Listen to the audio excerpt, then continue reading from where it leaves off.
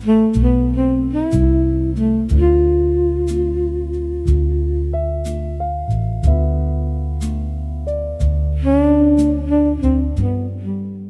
me tell you something about Paris that no travel guide will ever say out loud. Most people who live here are cramped. Not in a sad, defeated way, but in a way that has been refined over centuries into something approaching an art form. The average Parisian studio apartment is somewhere between 20 and 40 square meters. That is smaller than many American living rooms. And yet, inside these compressed, often crooked, always surprising spaces, some of the most beautiful interiors on earth have been created. Today, we're going to talk about one specific approach to that beauty, the 17th century aesthetic. What it is, where it comes from, and why it works so extraordinarily well in a compact Parisian home.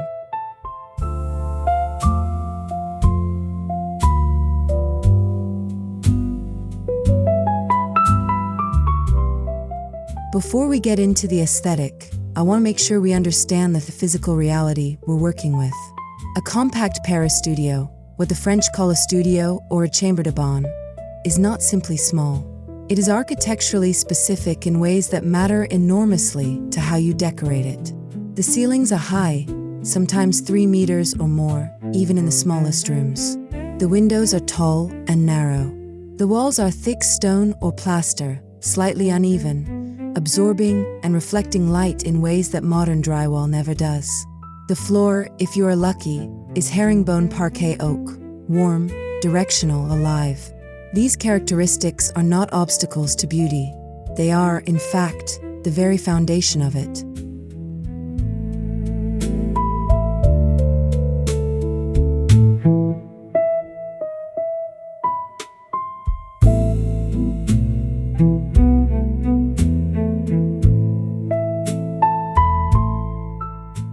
The 17th century in France, the era of Louis XIII and Louis XIV, was a period of extraordinary artistic ambition.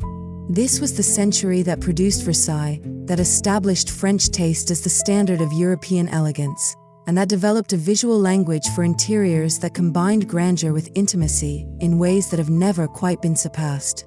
The furniture of this era, dark walnut, carved armchairs, heavy textiles, tapestries, was designed for rooms that were formal but lived in, for spaces that needed to communicate both refinement and domesticity simultaneously. And that is precisely, I would argue, what a small Parisian apartment needs today. Not minimalism, not industrial cool, but the warm, considered, historically grounded beauty of 17th century France.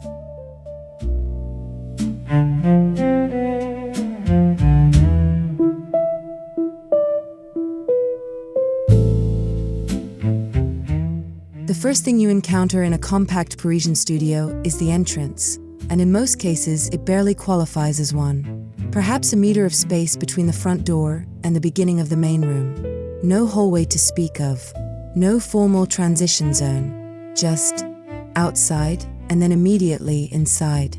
This is a design challenge that the 17th century aesthetic handles better than almost any other style, precisely because it was never a style that depended on space.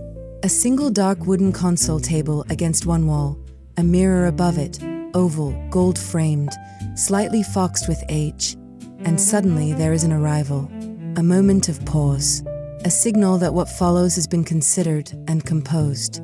This is the first lesson of the 17th century apartment. Every centimeter is an opportunity.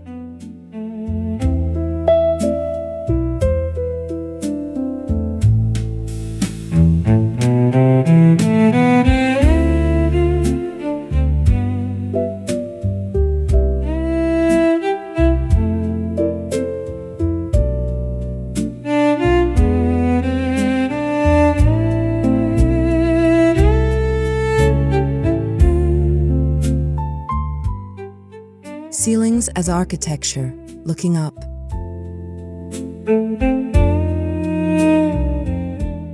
In a compact studio, most people look at the floor plan and think horizontally. How do we arrange the furniture? How do we separate the sleeping area from the living area? How do we create the illusion of space on a flat surface? But the 17th century designer looked up. The high ceiling, that gift particular to Parisian architecture, was understood as the most important surface in the room. In the 17th century, ceilings were painted, gilded, coffered, or at minimum adorned with elaborate cornice work that established the visual hierarchy of the entire space. In a modern compact studio, you cannot paint the Sistine Chapel above your bed, but you can and should acknowledge the ceiling's presence with your lighting choices, your cornice color, and the vertical scale of your furniture. A tall bookcase reaching toward a 3-meter ceiling transforms the room entirely. It draws the eye upward. It makes the room feel larger by making it feel taller. The role of darkness. Why light rooms are not always right. Here is something that will seem counterintuitive if you have ever read a decorating article about small spaces. The 17th century apartment is not afraid of darkness. In fact, it uses darkness deliberately, strategically, beautifully. The received wisdom of modern interior design insists that small rooms must be painted white, flooded with light, kept airy and pale. The 17th century tradition disagrees entirely. Dark walls, deep forest green, burgundy, charcoal, do something remarkable to a small room. They remove the sense of edges. When the walls recede into darkness, the room loses its boundaries and gains depth. The furniture, the objects, the candlelight become more luminous by contrast. The room feels not smaller, but more intimate. And intimacy, in a compact Parisian studio, is not a compromise. It is the point.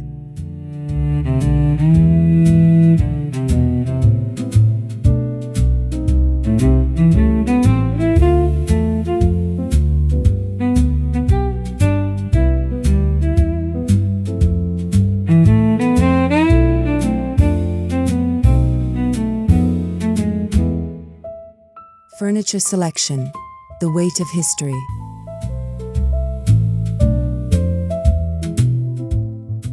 The furniture of the 17th century aesthetic is heavy.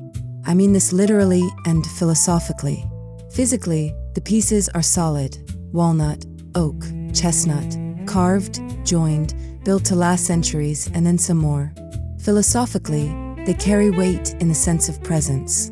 A 17th century fauteuil, an armchair with a fully upholstered seat and back, wooden arms, turned legs, does not disappear into a room.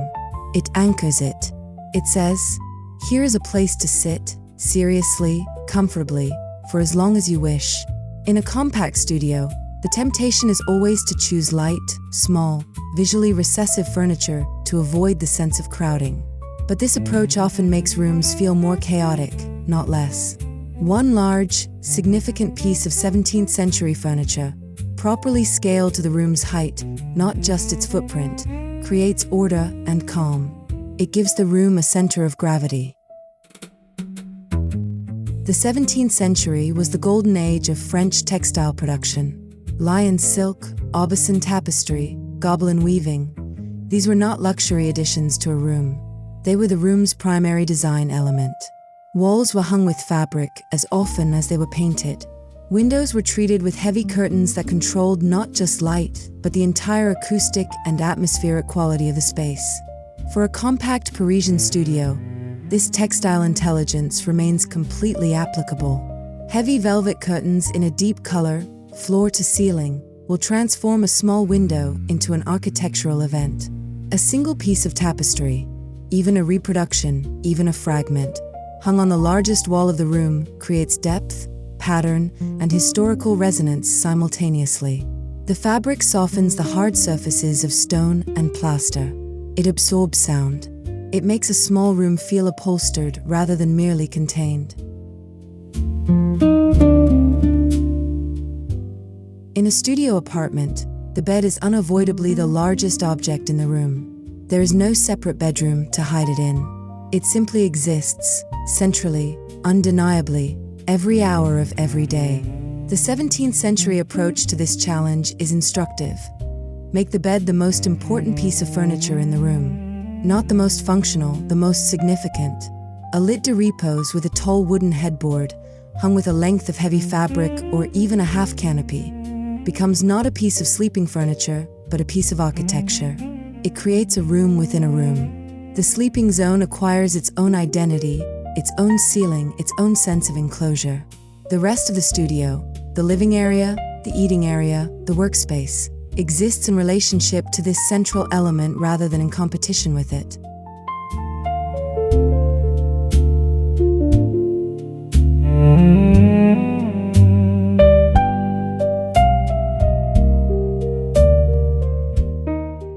No discussion of the 17th century Parisian aesthetic is complete without talking about books. The French intellectual tradition treats books not as storage problems, but as architectural elements, as objects that have color, texture, and cultural weight, and that deserve to be visible, accessible, and proudly displayed. In a compact studio, floor-to-ceiling bookshelves serve multiple functions simultaneously. They insulate, they absorb sound, they fill vertical space that would otherwise feel empty or wasted. They create a sense of intellectual habitat, of a space that is lived in by someone who thinks, reads, and accumulates knowledge over time. And in the 17th century tradition, the books themselves are arranged not by author or subject but by color and size, creating a visual tapestry that is as much about aesthetics as about access. A compact Parisian studio with a proper library wall is not a small apartment. It is a scholar's cabinet. The kitchen in a compact Parisian studio is almost always a challenge. It may be nothing more than a two-burner stove, a small sink, and a compact refrigerator fitted into a recessed alcove or along one wall. The 17th century answer to this challenge is what the French call mise en scène, the art of staging. Copper pots hung from ceiling hooks become sculpture. Ceramic storage jars in graduated sizes become a still life. A single beautiful wooden cutting board leaning against the backsplash becomes a still life from a Dutch Golden Age painting, which is, not coincidentally, exactly the visual tradition that was contemporary with 17th century France. The kitchen is not hidden or apologized for. It is composed. Every visible element is chosen as carefully as any object in a museum vitrine.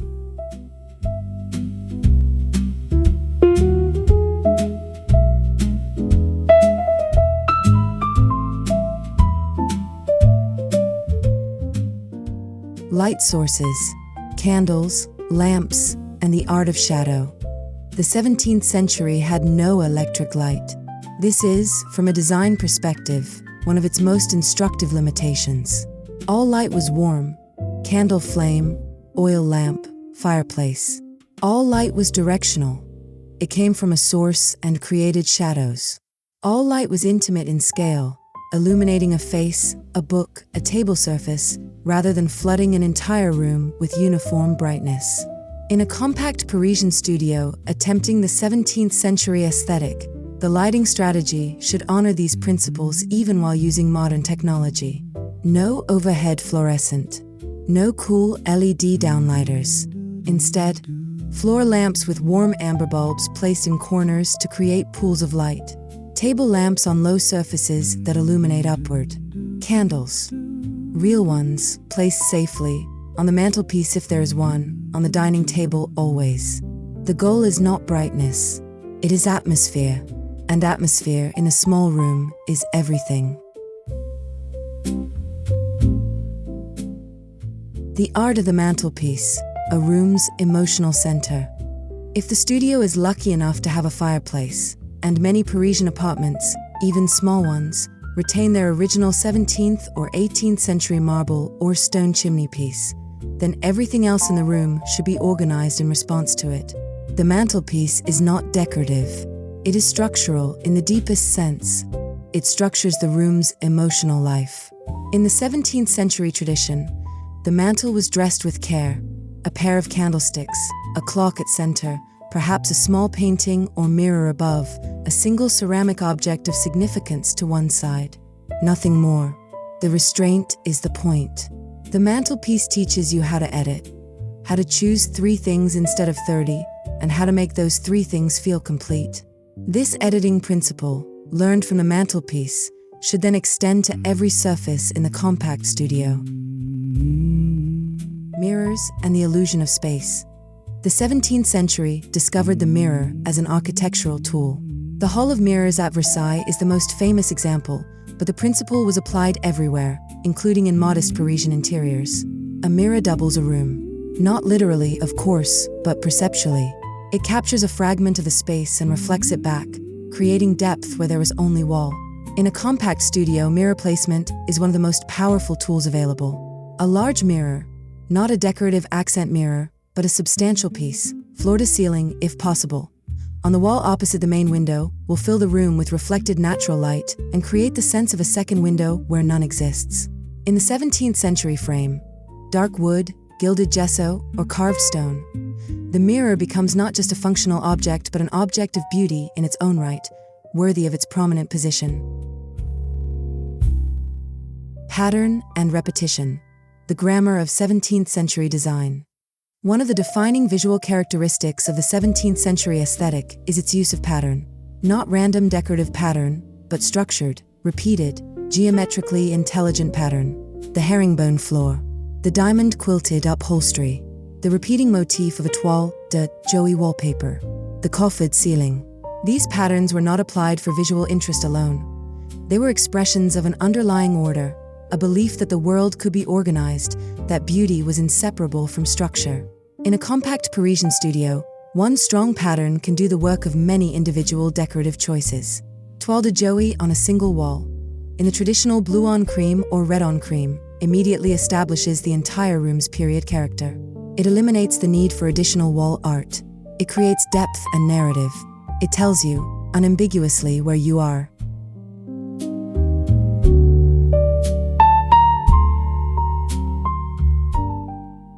The writing desk, work and ceremony. The 17th century understood that intellectual work was a serious matter deserving a serious setting. The bureau, the writing desk, was one of the most important pieces of furniture in any French interior of the period. In a compact Parisian studio, where working from home is increasingly a reality, the writing desk occupies a particularly important position. It must be functional enough for sustained daily use, but beautiful enough to be left visible at all times. A period-appropriate bureau, or a high-quality reproduction in dark walnut or oak, with proper leather top and brass hardware, placed under the window, facing the light, becomes both a workspace and a visual anchor for the room. It says, a person works here, a person thinks here. This is not a transit space or a storage unit. It is a place where something of value is made.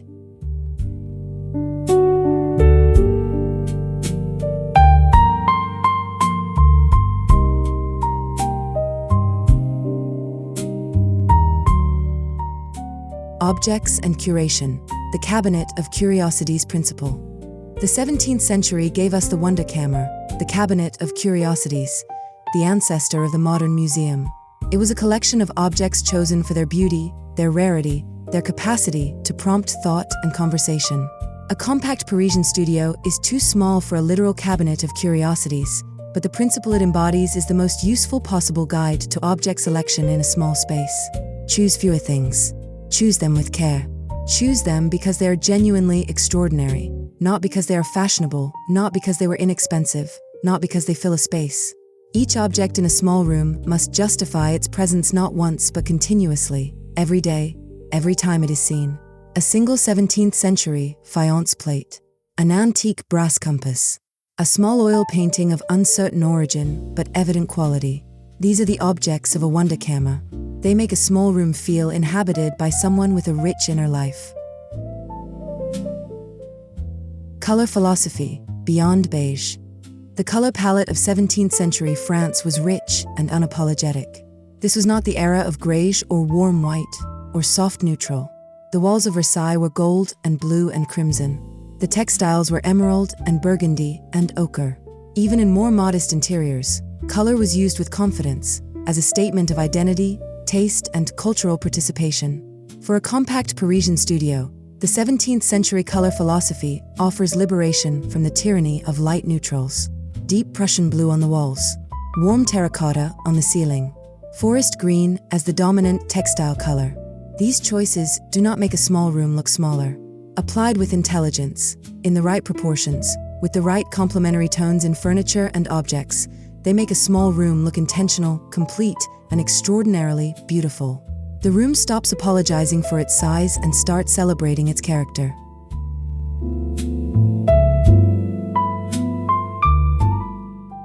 The dining corner, making a table sacred. In a compact Parisian studio, there is rarely room for a separate dining area. The table that serves for eating also serves for working, for spreading out papers, for sitting with a friend over coffee at 10 in the morning. The 17th century approach to this multiplicity of uses, again, instructive. Treat every meal, however simple, as an occasion worthy of ceremony. A round pedestal table, dark wood, graceful in proportion, with 2 or 3 chairs that have genuine character, placed near the window if possible, set with cloth rather than paper. A candle, even at breakfast. A small vase with whatever is in season. A single branch, 3 tulips, a stem of rosemary. The table becomes not a surface, but a ritual space. And ritual in a small apartment is not a luxury. It is how you make the space feel larger than its square footage.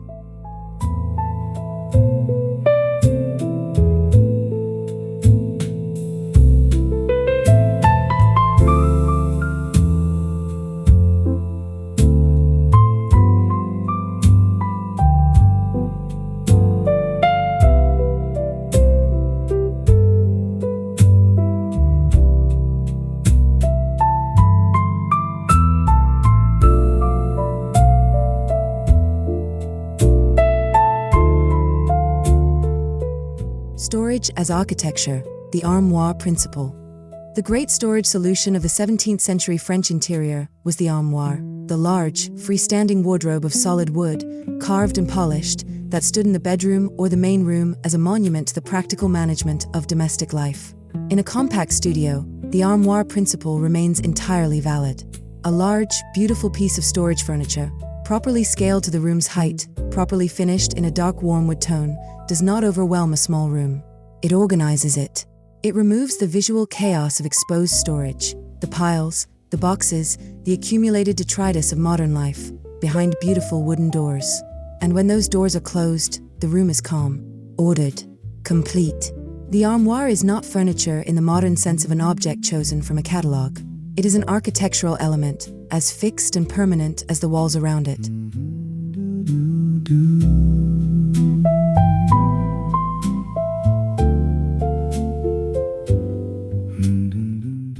The sound of a 17th century room, silence and texture. This is something that design channels almost never discuss, but I think it is essential. The acoustic quality of a room. A compact Parisian studio with bare walls, hard floors, and minimal furniture is not just visually uncomfortable. It is acoustically uncomfortable. Every sound bounces. Every footstep echoes. The room is loud in a way that is physically tiring. The 17th century interior was, among other things, acoustically intelligent. The heavy textiles, the velvet curtains, the upholstered chairs, the tapestry on the wall, the woven rug on the floor, absorbed sound. The room was quiet, genuinely quiet.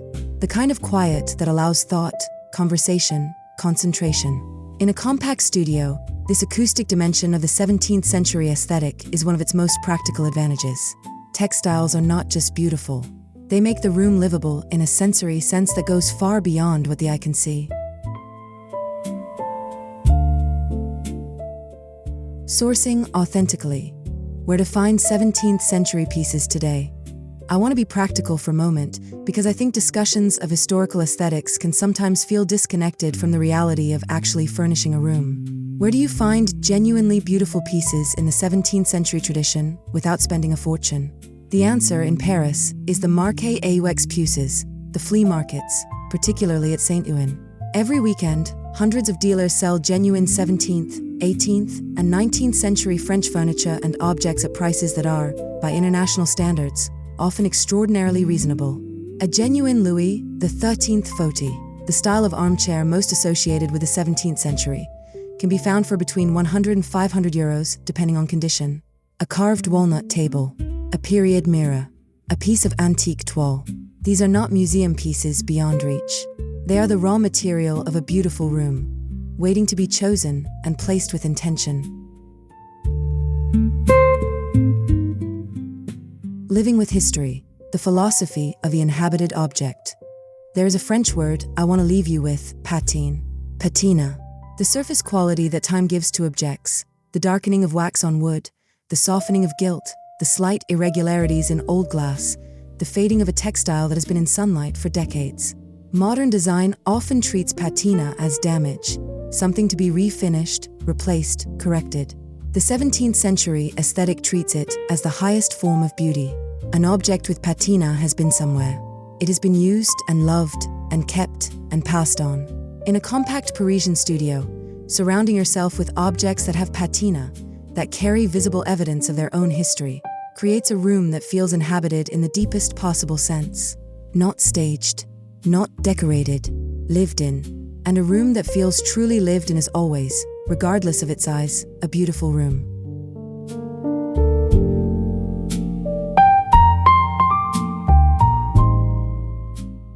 The tension between comfort and formality, getting it right. One of the challenges of the 17th century aesthetic is that it can, in the wrong hands, tip from beautiful historical formality into something cold and museum-like. A room that is all carved walnut and heavy velvet and antique objects, with no concession to the texture of modern life, is not a home. It is a stage set. The great Parisian interiors I've seen, the ones that genuinely move you when you walk into them, all have this quality of controlled imperfection. A stack of current books on the period writing desk, a well-used blanket on the velvet armchair, a coffee cup on the carved side table. These small, contemporary intrusions into the historical aesthetic are not mistakes. They are the signs of habitation.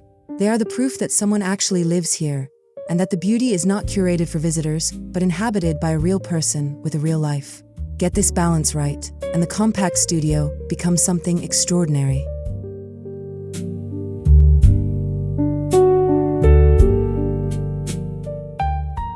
Conclusion. The small room as a complete world. I want to end where I always end when I think about small Parisian apartments, with gratitude. There is something profound about the constraint of a compact space, something that forces a kind of attention and intentionality that larger rooms, paradoxically, often discourage. When every square meter matters, every choice matters. When you cannot hide disorder behind a door, you must learn to live without disorder. When you cannot fill space with objects of convenience, you must choose objects of meaning.